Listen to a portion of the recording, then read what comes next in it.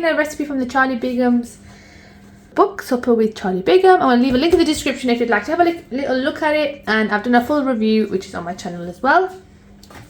And today I am making Cajun chicken legs with a mango salsa.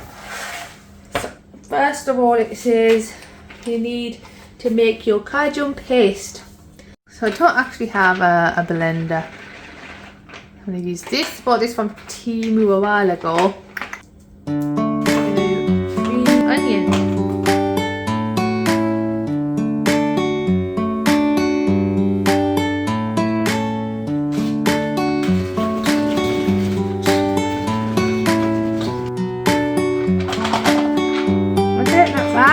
Not bad.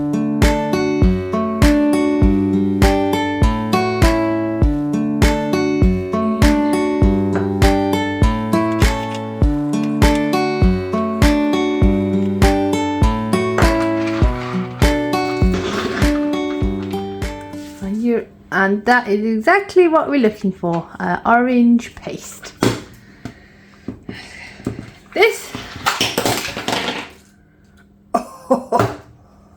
Okay, making a bit of a mess now. Oops, sorry, but maybe don't have this near when you're cooking.